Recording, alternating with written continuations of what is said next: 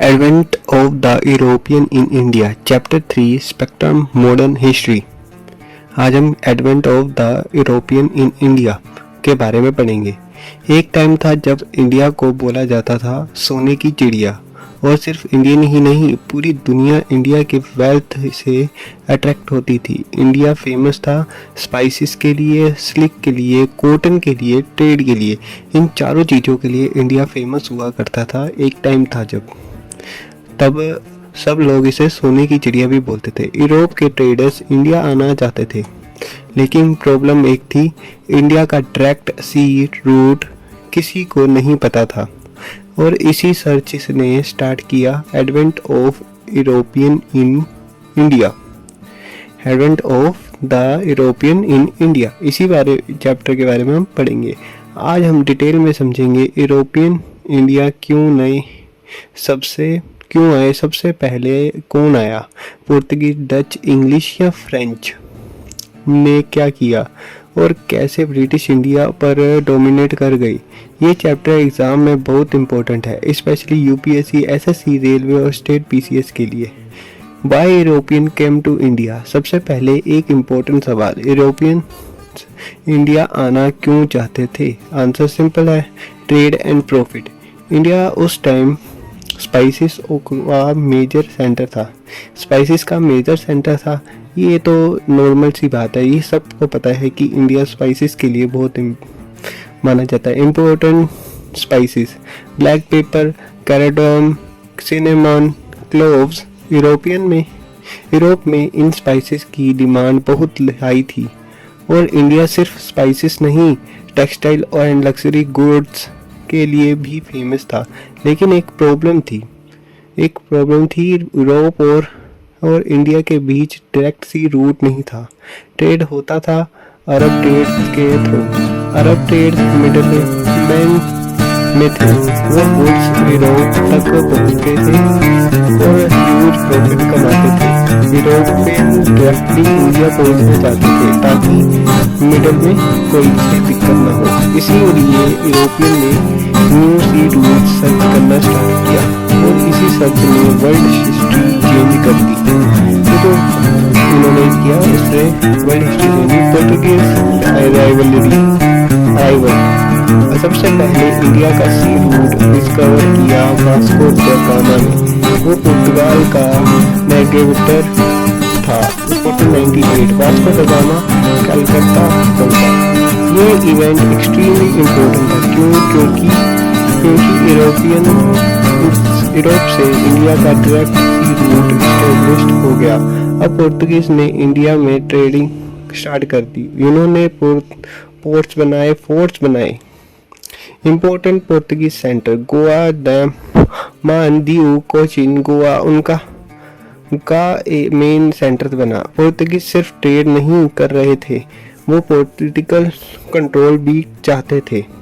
उन्होंने अरेबियन सी में domination establish करने की कोशिश की। Important Portuguese governor, Francisco de Alfonso de Albuquerque, ये दो इम्पोर्टेंट गवर्नर थे। फ्रांसिस्को दी अल्मेंडो, उसने ब्लू वाटर पॉलिसी स्टार्ट की। इसका एम था पोर्तुगीज नेवल पावर स्ट्रॉन्ग बनाना, मतलब कि नाव की शक्तियाँ बढ़ाना। इनका ये मेन एम था।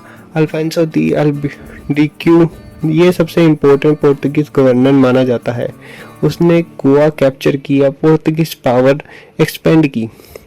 उसने इसको मेन माना जाता है क्योंकि इसने ये दो चीज़ें की, गोवा कैप्चर कर लिया और पोर्तुगीज पावर की। अब सवाल, पोर्तुगीज डिस्क्लाइन क्यों हुए? Reason, religious intolerance, corporation, weak administration, composition for home Dutch and English. Slowly Portuguese power weak हो गई। इसी कारण से पोर्तुगीज पावर जो थी वीक हो गई, competition from Dutch and English के बीच के कारण। डच इंडिया, पोर्तुगीज के बाद आए Dutch east India company establish हुई 1602 में। डच का मेन एम था स्पाइस ट्रेड, मतलब कि मसालों की ट्रेड करना, मेन एम ये था डच का। उन्होंने इम्पोर्टेंट डच सेंटर्स, पुलिसेंट, नरकामुथ, पाटलिपुत्रम, सूरत डच इंटेल सक्सेसफुल रहे, लेकिन उनका मेन फोकस इंडोनेशिया था। उनका मेन फोकस था इंडोनेशिया। वो चाहते थे इंडोनेशिया पे कब्जा करना। ये तो हमें पता ही है कि उनका मेन एम था। इंडिया उनके लिए सेकेंडरी था। और एक और problem, English competition. English East India company gradually stronger होती गई। फाइनल डच इंडिया में वीक हो गए। इंडिया में वीक हो गए डच जो थे वीक हो गए, जिसके बाद पोर्तुगीज भी गए, अब डच भी चले गए। इंग्लिश ईस्ट इंडिया कंपनी, अब आते हैं सबसे इम्पोर्टेंट यूरोपियंस पर। English East India company establish हुई 1600 में। क्वीन इलाबिजेट इन करेक्टर दिया। कंपनी के का एम था ईस्टर्न ट्रेड। 1608 कैप्चर हॉवर्किंस जहांगीर के कोर्ट में आया। 1608 में आया था हावर्किन जहांगीर के। उसने ट्रेडिंग परमिशन लेने की कोशिश की। बाद में सर थॉमस राव जहांगीर के कोर्ट में आया। उसने ट्रेडिंग राइट मिल गया। ये इंग्लिश के लिए टाइमिंग पॉइंट था। Important English factor, Surat, Madras, Bombay, Kolkata. ये जो चार से इम्पोर्टेंट थे। Surat first English factor, Madras port estate garage established हुआ। बॉम्बे पोर्तुगीज ने ब्रिटिश किंग को दिया। कोलकाता फ्रॉम विलियम स्टैब्लिश हुआ। ये जो 4 पॉइंट थे ये इंग्लिश लोगों के लिए मेन था। ये इंग्लिश फैक्टर थे। कॉलेजेस स्टैब्लिश हुई, पोर्तुगीज ब्रिटिश किंग हुए, ये थे। इंग्लिश ग्रेजुअल ट्रेड इंक्रीज कर रहे थे, मिलिट्री पावर भी बिल्ड कर रहे थे। ये बाकी यूरोपियंस के से स्मार्टर निकले, क्योंकि ट्रेड पॉलिटिक्स दोनों उस यूज किया। उन्होंने इंडियन रूलर्स के कॉन्फ्लिक्ट का एडवांटेज लिया और ग्रेजुअली ब्रिटिश पावर इंडिया में डोमिनेट होती गई। फ्रेंच इन इंडिया, अब आते हैं फ्रेंच पर। French East India company establish हुई 1664 में। Important French centres, Pondicherry, Chandragarh, Mahe, Karaikal. French और ब्रिटिश के बीच राइवलरी स्टार्ट हो गई। अब इनके बीच में स्टार्ट हो गई, फ्रेंच और ब्रिटिश के बीच में। मोस्ट इम्पोर्टेंट कार्नाटिक वॉर्स, ये वॉर्स इंडिया में ब्रिटिश वर्सेस फ्रेंच स्ट्रगल थे।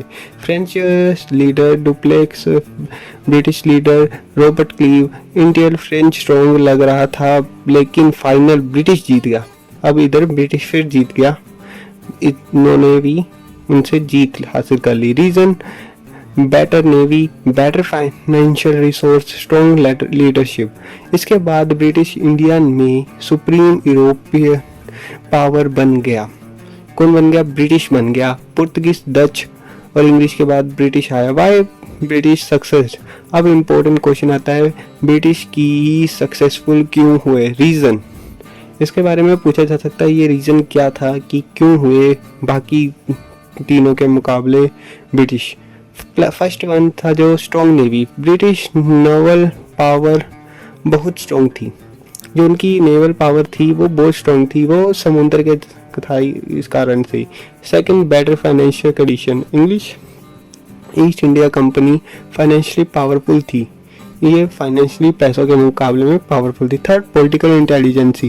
ब्रिटिश इंडियन पॉलिटिक्स को स्मार्टली यूज करते थे, मतलब कि पॉलिटिक्स में भी वो स्मार्ट थे, क्या क्या कहाँ पे क्या चलता नहीं है। Fourth, weak Indian states. Indian rulers divide थे, इंडियन जो रूलर थे वो डिवाइड थे, जैसे हमारे किंग्स वगैरह वो सब डिवाइड थे कि पहले ये राजा ये राजा ऐसे। Fifth, defeat of rivals. Portuguese, Dutch और फ्रेंच सब वीक हो गए, इसलिए ग्रेजुअली ब्रिटिश इंडिया की डोमिनेंट पावर बन गया। ये जो थे 5 पॉइंट, इनके कारण ही ब्रिटिश पावरफुल बन पाया। फाइनल रिवीजन, क्विक रिवीजन करते हैं। पुर्तगीज वास्को दा gamma Goa first European, Dutch spice trade India secondary. ये जो फाइनल रिवीजन है, क्विक रिवीजन जो है पुर्तगीज और डच के बारे में। इसके बाद हम आगे पढ़ते हैं क्या क्या हमने आज किया था। आगे जो पॉइंट्स हैं, इंग्लिश ईस्ट इंडिया कंपनी सूरत, बॉम्बे, मद्रास, कोलकाता मोस्ट सक्सेसफुल यहाँ पे हुए। French Pondicherry, Karnataka Wars defeated by British, defeated हुए थे ब्रिटिश से द्वारा फ्रेंच जो थे। अब आगे जो पढ़ा आखिरी का जो मोस्ट इम्पोर्टेंट इवेंट था, Vasco the gamma arrival in 1498, most important result British dominance in India, golden time, trade was the entire point but political control became the ultimate goal.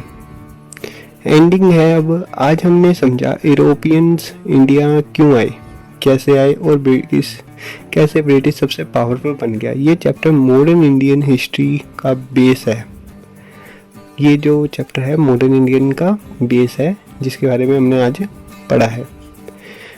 अगर ये स्ट्रॉन्ग हो गया तो आगे के चैप्टर बहुत easy लगेंगे, वेरी इजी।